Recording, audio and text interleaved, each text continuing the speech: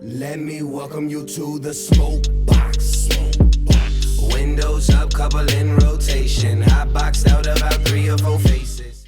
Welcome to another edition of the BREALTV Smokebox. I have a good friend of mine for this edition, Jason Ellis.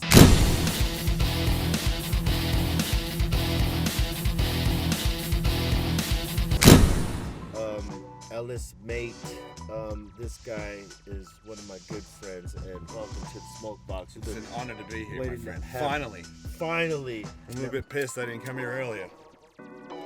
Now, if you don't know where to find this guy, you can find him on Faction Radio, broadcasting one of the fucking funniest and realest shows out there broadcasting. And you know, you started off in the skateboarding community. You were a professional skateboarder, yes. Yep. And you know, somehow you transitioned from, I mean, you do a lot of shit, but the first thing that you did was you transitioned from skateboarding into broadcasting, right? Yeah. Or was it fighting first? No. Fighting was to fill the void of not being as good a skateboarder as I used to be. Because I started getting passed by all these little fucks. The younger. Yeah, you know what I mean? When it sets in, it's sort of like, to me, it reminded me of getting old, because now I'm 44 and I'm going bald, and if I eat pizza 2 days in a row, I'm actually noticeably fatter. So these are like reminders that I'm getting old, but I had a reminder when I was like 32 that I was getting old. Right. Like all of a sudden there's like some 15-year-old kid that's threatening my fucking job, and I'm like, how's that even possible? Yeah. So that made, but it's Tony Hawk's idea. Tony Hawk, he thought that I would be good at radio and offered me the job because he thought that after helping him in his show that I could have a fucking career in radio. And he made a great call. I gotta tell you, he made a great call, because I mean, you were a natural for it. Yeah, I mean, it was something that like you just kind of, you know, jumped into, because the opportunity came, but I mean, you kind of like settled into it, and people started talking about your show left and right. It was a pure accident. I call the whole thing accidental genius, because I believe that I am a genius, but I believe that it is pure accident, because there was never a, oh yeah, you wait and see, I'll be fucking one of the biggest dudes in radio. I was like, you wait and see, I'm gonna like sell skateboard t-shirts. That was the other fucking plan for when I retired from skateboarding. The other genius idea, right? Yeah, like I know what I'm talking about when it comes to skateboard t-shirts. Trust me, I used to be top 3 in the world. Like, but it became a passion to you, because you know, I see the way that you, like, I've been on the show and I've listened to the show, because I'm not one that just goes on to the show. I actually listen to the other shows that you do. I could tell. You know what instantly I'm when you came on. I was like, no, because I'm a fan, you know, on my end, you know what I'm saying? Because what you do is you take some real shit and you make fun of it, and you're not afraid to make fun of yourself doing that as well. No, I feel like I've got to make fun of myself to let everybody else feel okay about themselves. I notice, man, every time I'm not honest about something, I feel like I'm the last guy on the planet that's feeling that way.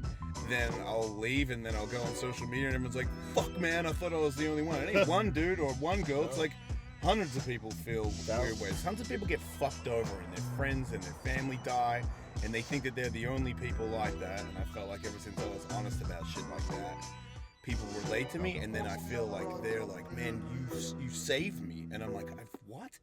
And then all of a sudden now I feel like, if I don't go to work, like when I'm sick, I don't give a fuck, dude. I go to work. Like unless I'm having like a surgery, then I will tell my fans, hey, fuckers, like I'm having a surgery because I need my arm to work again, so fuck you. Give me a fucking break. Yeah. But and you work hard. I mean, because not only do you do the broadcasting and shit like that, you hold your own events, the Ellis Mania, you race. You also fight in the Ellis Mania, and then terrible idea. In between, yeah. I did not say that. I thought it was I thought it was one of the genius ideas. Yeah. No, I thought about it too. I thought it was that until the last one. I don't think I'm that smart at all. I saw that last one. I was like, oh, man. I was like, wow, that guy was fucking going for it. But you know, you're racing cars, you're broadcasting, you're you know, throwing your own events, and you're finding time to train in between all this. I mean, you don't fucking stop. I mean, I feel like I do. Like I got my kids keep me busier than anybody. You know what I mean? Because when they're on, it's funny, like radio, no matter how bad I am, no matter how bad I feel, I gotta do the show right, you know? And so I can switch anything off for 4 hours because I owe them that. Right. Same with the kids. Sometimes I wake up and I'm like, man, I got so much shit on my plate. Daddy, and I'm like, okay, like, I'll give you that shit as well, but to me, working out, I don't know about you, but to me, working out is not a job. To me, if I didn't work out, then I would fucking truly kill someone. I would be cranky if I did Right. not get to work out. Dude, I'm hurt right now because of that fucking fight. I separated my shoulder, tore my rotator cuff. I gotta get that fucking PRP shit. They take blood out of your fucking arm, spin it on the shit, and then shove it back in you for like an hour of fucking needles everywhere. Crazy. And it costs $800 every time you do it. Insurance doesn't cover So it. that's why you're thinking now it wasn't such a great idea. There you go. So people, to give y'all the background, on the last Ellis Mania that he just threw, which I played, and it was a great crowd. Shout out to everybody who was there. But for those of you that weren't there, you know, the fight night, he fought 12 people in a row, like one after the other. I didn't make it. You didn't make No, it? I didn't make it. Well, I got beat. the I goal- got beat up, and I had to take a break and have a couple friends fight some people for me, and then I came back to fight BJ Baldwin at the end. But I was concussed, man. I got knocked out. Like, It looked like the a dude lot. had some power. You know, the little stocky guy looked like he had a mullet. I underestimated him. I came out playing, man, because I figured. They didn't have any training. Yeah, and you know what I mean? That's my fault because I'm not that good at boxing, but I'm good if you don't know how to fight. And like all MMA guys are not very good boxers, so they look at me and they're like, dude, you're pretty fucking good. But So that's they're a because little bit they're not intimidated. great boxers. And I think, man, if you're a famous UFC fighter and you think I'm good at boxing, then I must be pretty fucking good. Right. But in the real boxing world, I am still a piece of shit. And if you don't come in with 100% of your form on your game, and some big roid dude starts fucking throwing logs at your head, you're gonna get caught. This is true. I did not know that until the other day. Thought I could just plow through, change my perspective of fighting big guys. Yeah, You'll be 'cause fighting 12 big guys in a row. next year it'll be 12 medium-sized guys. Medium-sized Yes, guys. in the not so ridiculous 12-man fight. That was actually the hardest fight, because usually you fight people one-on-one, right? At your Ellis Mania events, right? Yeah, well, not unless if it's like a retired UFC fighter or something like that. Those are more nerve-wracking to me because I feel like that's a you know what I saw? real fight. You know. You know that was interesting to me, because I know that you fight and you train, is that you had the two TV chicks in there fighting. What were their names?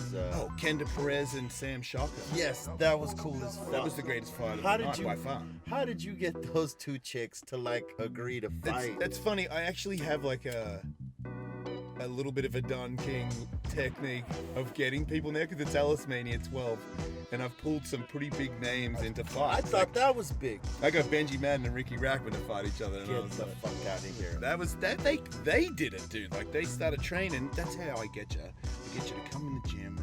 Right. You fucking move around. And you fucking feel throw some alive. yeah. And I'll be like, ooh, that was a hard punch. You know what I mean? And you'll be like, really? I'm like, oh yeah. And I'm like, and then it's just human nature. You're like, man, I wonder what it'd be like to just have one real fight. And I'm like, hey man, if you want one real fight, I could fucking hook it up. Oh my god. And then you get the training bug. Come on, let's partner up. We'll Yeah. promote a fight. Dude, I had Benji training, and then that Ricky Rackman was at that same gym and was like, what the fuck, how much do you weigh? And they both weighed the same, and they're like, we should fight. And I just stood there going, Whoa. you are joking me. All right, so I didn't see this fight. Who won this fight? Benji. Benji. Dude, I'm training in the same gym. I'm watching Ricky, and he's saying, I'm going to kill Benji, and I'm like, but I see both, and I know that that's not true. He wanted to bet me $2,000 he'd knock Benji out. I bet him 1,000 that Benji would knock him out in the first round. Benji knocked him out 3 times, and on the third one, That was when the fight was done. he did a right hook, and as soon as it hit him, he did the asleep, and then landed on the mat and woke up.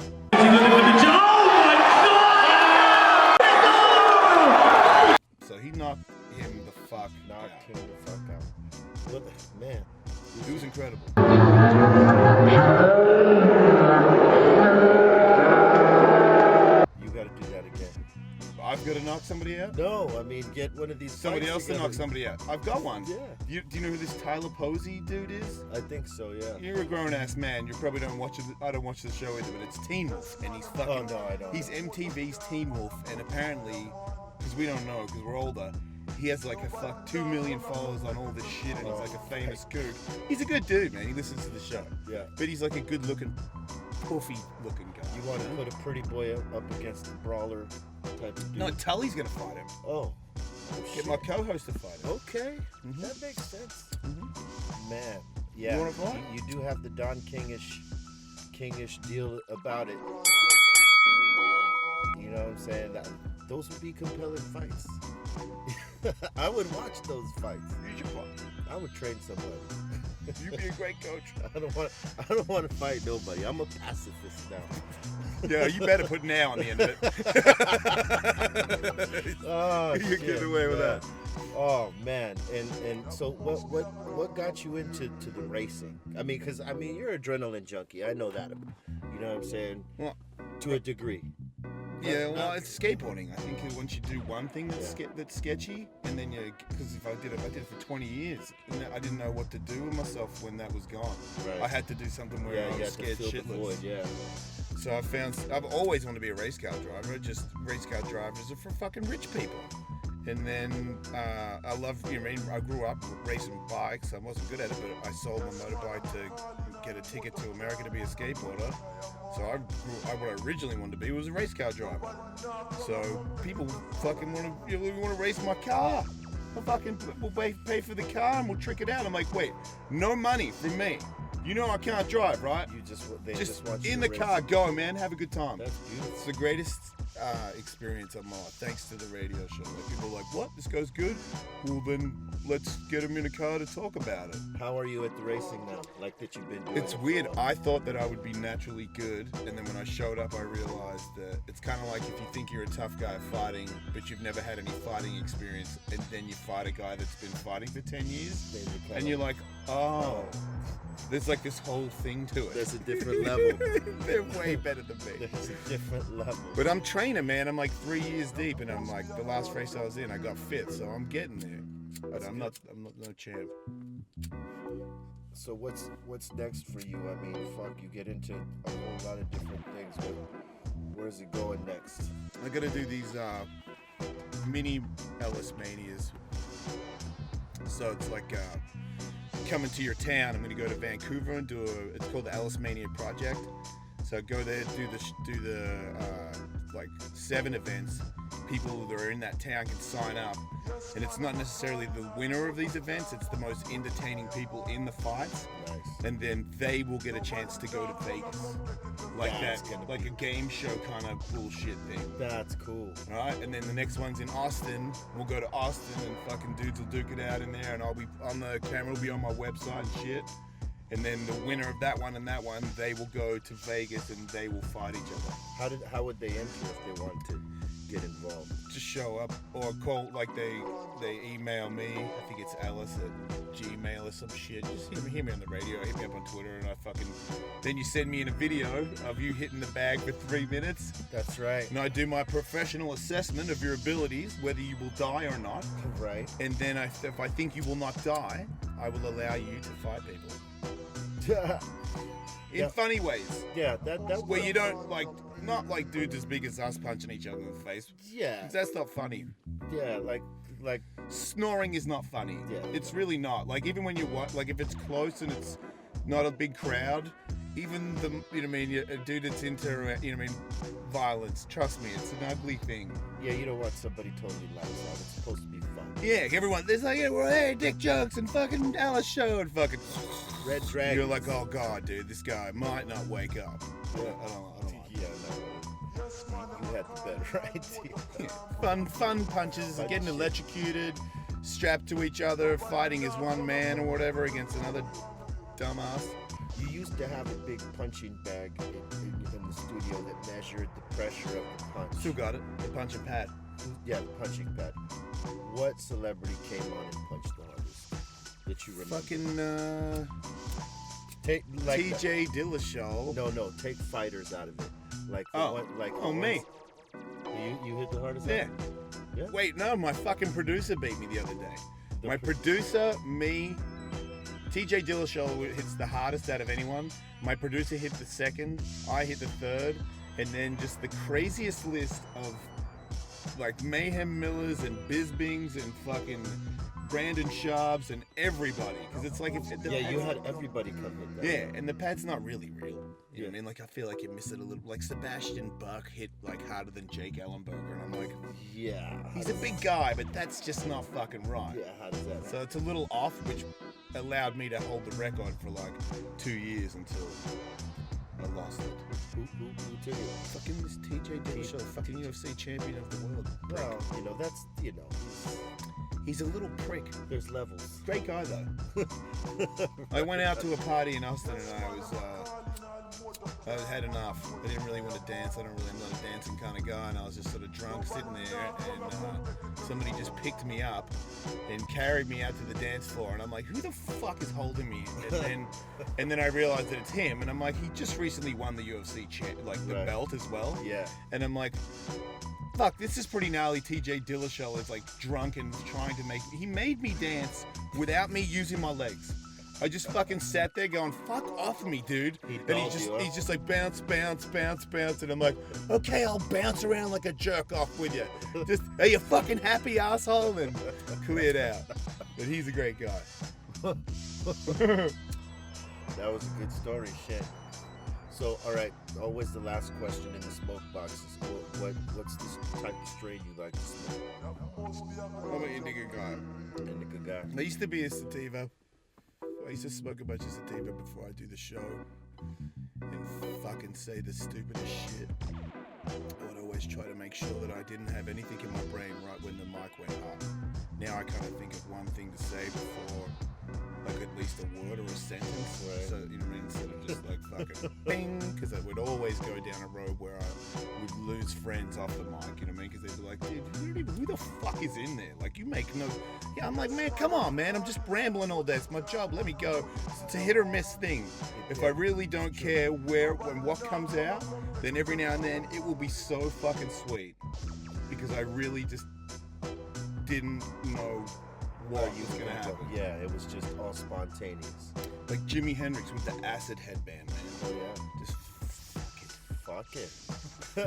Hey, man, I want to thank you for taking the time to come on, dude. I'm so high. This is Fucking day, ridiculous. man. Make sure you check him out on Fact Shit. This is Jason Ellis in the fucking Smokebox. You can, tell them where to find you on IG. Oh, yeah. At Wolfmate on Instagram, at Ellismate on Twitter, and Snapchat. You Snapchat? You do. I see your thing. You lame, dude. You just do like, this is shatter. This is weed.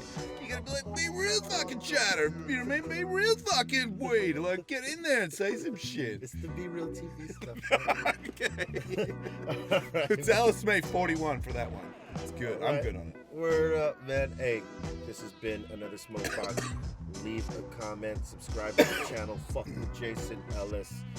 One of the real motherfuckers in the game right here. Thanks, mate. Thanks All right. for always being cool with me, man. I appreciate it. Word up. Let me welcome you to the smoke box. Windows up, couple in rotation. Hot boxed out about 3 or 4 faces.